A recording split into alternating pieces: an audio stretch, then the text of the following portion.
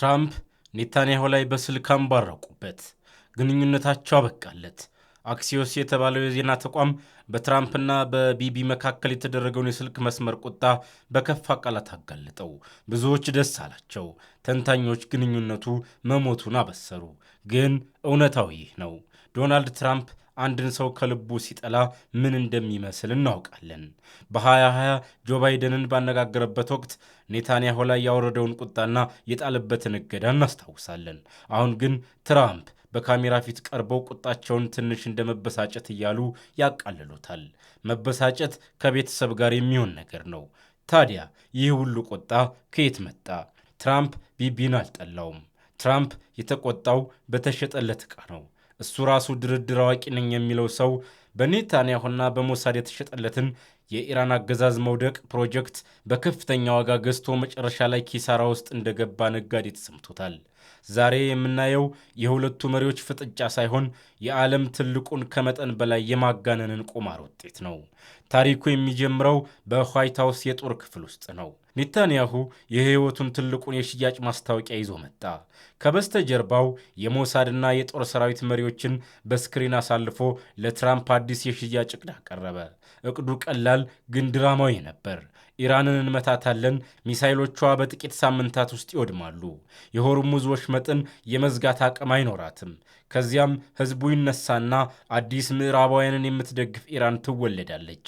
ትራምፕ ይህንን ሲሰማ ምን አለ? ይሄማ ምርጥ ሐሳብ ነው አላቸው። ነገር ግን በትራምፕ ጀርባ የነበሩት የአሜሪካ የስለላ ድርጅቶች ይህ አልተዋጠላቸውም ነበር። የሲአይኤ ዳይሬክተሩ ዕቅዱን ቀልድ አለው። የጦር አዛዡ ደግሞ ትራምፕን አስጠነቀቁ። ይህ የእስራኤል መደበኛ አካሄድ ነው፣ ያጋንናሉ አለ። ግን ትራምፕ የአማካሪዎቹን ፕሮፌሽናል ምክር ወደ ጎን በመተው የቢቢን ማራኪ አቀራረብ መረጠ። ምክንያቱም ኔታንያሁ ሁልጊዜም ከአማካሪዎቹ በላይ ለአንድ ሰው ለዋናው ውሳኔ ሰጪ ብቻ ነገርን አሳምሮ መሸጥ ያውቅበታል። ከ4 ወራት በኋላ የሞሳድ ትንቢት እውን አልሆነም። የሆርሙዝ ወሽመጥም ተዘጋ። የነዳጅ ዋጋ ናረ።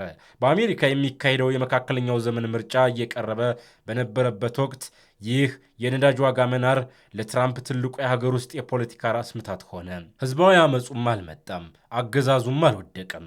ትራምፕ የተቆጣው ለዚህ ነው። እሱ የተቆጣው እንደ ፖለቲከኛ ሳይሆን እንደ ደንበኛ ነው። ዓለምን ይለውጣል የተባለውን ውድ ምርት ገዝቶ ፎርፌ እንደተበላ ነጋዴ ተቆጣ። በትራምፕና በኔታንያሁ መካከል ያለው ቁጣ ስትራቴጂካዊ ሳይሆን የንግድ ኪሳራ ቁጣ ነው። ነገር ግን እውነተኛው አለመተማመን ያለው በትራምፕ ልብ ውስጥ ብቻ አይደለም፣ ከኦቫል ኦፊስ አንድ እርምጃ ራቅ ብለው በሚገኙት ቁልፍ ሰዎች ዘንድ ነው። ጃሩድ ኩሽነር እና ስቲቭ ዊትኮፍ፣ እነዚህ ሁለት ሰዎች ለወራት ከዶሃ ካይሮና አንካራ ጋር አዲስ የመካከለኛው ምስራቅ የሰላም መዋቅር ለመገንባት ሲደክሙ ቆይተዋል። እናም ለነሱ ኔታንያሁ የዚህ ትልቅ ዕቅድ ዋና ጋሬጣ ሆኖ ታይቷቸዋል። በታህሳስ ወር በማራላንጎ በተደረገው ምስጢራዊ ስብሰባ ላይ የነበሩ ምንጮች እንደሚሉት ኩሽነር ራሱን እንደ ተጠራጣሪ በመሾም ኔታንያሁ ላይ ከባድ ጥያቄዎችን ያወርድበት ነበር። ዓላማውም ኔታንያሁ በድጋሚ ትራምፕን በንግግር እንዳያታልለው ጋሻ መሆን ነው። ቢቢ ግን ይህንን ያውቃል። አማካሪዎቹ እንደማያምኑት ያውቃል። ለዚህ ነው አማካሪዎቹን ዘሎ ዋናውን ሰውዬ ብቻ ለብቻው ለማሳመን የሚሞክረው። እዚህ ጋር ነው ነገሩ የሚገርመው። በዚህ ሰሞን የቀድሞ የሞሳድ የጸረ ሽብር መሪ ኦዴድ ኢላም በሰጡት ቃለ መጠየቅ ትራምፕን እንዲህ ሲሉ ወቀሱት። ትራምፕ የዋህ ነው። ከቴሄራን ጋር የሚደራደረው በባዛር ወይም በገበያ ውስጥ እንደሚደራደር ቱሪስት ነው። አንድ ላይ ያስቀምጡት። የእስራኤል የደህንነት ተቋም ትራምፕ ኢራንን አልተረዳትም ይላል። የአሜሪካ የደህንነት ተቋም ደግሞ እስራኤል ስለ ኢራን ውሸት አጋና ሸጠችልኝ ይላል። የሚገርመው ግን ሁለቱም ልክ ናቸው። ትራምፕ የአካባቢውን ውስብስብ ጂኦፖለቲካ እንደ ንግድ ድርድር ያየዋል። ኔታንያሁ ደግሞ አሜሪካን ወደ ጦርነት ለመሳብ ስትራቴጂውን አጋና ያቀርባል። ታዲያ ዋናው አደጋ ምንድን ነው? ዋናው አደጋ በትራምፕ ቁጣ ወይም በስልክ ቃላት ውስጥ አይደለም። ትራምፕ ኔታንያሁን ይቅር ይለዋል። እሱ የሚወዳቸውንና ከእስራኤል ጋር ማሸነፍ የሚችሉትን ሰዎች ይቅር ይላል። እውነተኛውና አስፈሪው ጥያቄ የሚመጣው ግን ነገ ነው። ከዚህ ጦርነት በኋላ ሌላ የእስራኤል ጠቅላይ ሚኒስትር በዋይት ሃውስ የጦር ክፍል ውስጥ ተቀምጦ የሞሳድ መሪን በስክሪን አስከትሎ አሜሪካን ይህንን የስለላ መረጃ መኝኝ ብሎ ሲጠይቅ በዚያ ወንበር ላይ የሚቀመጠው የአሜሪካ ፕሬዚደንት በድጋሚ ያምነዋል የሚለው ነው ጥያቄው። ግንኙ ግንኙነቱ ይተርፋል። ነገር ግን በዚያ ክፍል ውስጥ የነበረው የእስራኤል ታማኒነት ይተርፋል ወይ? እሱ ትልቅ ጥያቄ ነው። ዋጋውም ከማንኛውም የስልክ ጥሪ በላይ ውድ ነው። በትራምፕና በኔታንያሁ መካከል ያለው የቃላት ፍልሚያና በዋይት ሀውስ የጦር ክፍል ውስጥ የተፈጠረው እምነት ማጣት የሁለት መሪዎች ግላዊ ጉዳይ ብቻ አይደለም። ይህ ክስተት በመካከለኛው ምስራቅ ለሚገኙ ኃይሎች በሙሉ ከቴሄራን እስከ ሪያድ እጅግ አስገራሚና መዋቅራዊ ለውጥ የሚያመጣ መልእክት አለው። የመጀመሪያውና ትልቁ መልእክት የእስራኤልን መረጃ ብቻ እውር ሆኖ የመቀበል ዘመን አክትሟል። ለብዙ አስርታት ዋሽንግተን በመካከለኛው ምስራቅ ስትራቴጂዎቿን ስትቀይስ የእስራኤልን የስለላ መረጃዎች እንደ ፍጹም እውነት ተወስድ ነበር። አሁን ግን የሞሳድ የኢራን አገዛዝ በጥቂት ሳምንታት ውስጥ ይወድቃል የሚለው ፕሮጀክት ከእውነታው የራቀ መሆኑ መጋለጡ በአሜሪካ የደህንነት ተቋማት ዘንድ ትልቁ ቁስል ጥሏል። ወደፊት እስራኤል ቀይ መስመር ተሻግሯል፣ አብረን እንጋደል በሚል አሜሪካን ወደ ቀጥተኛ ቀጠናዊ ጦርነት ለመሳብ ስትሞክር ዋሽንግተን በከፍተኛ ጥርጣሬ ትመለከተዋለች። የሲአይኤና የጦር አዛዦች በድጋሜ እንዳንሸወድ የሚል የመከላከያ ግድግዳ ይገነባሉ።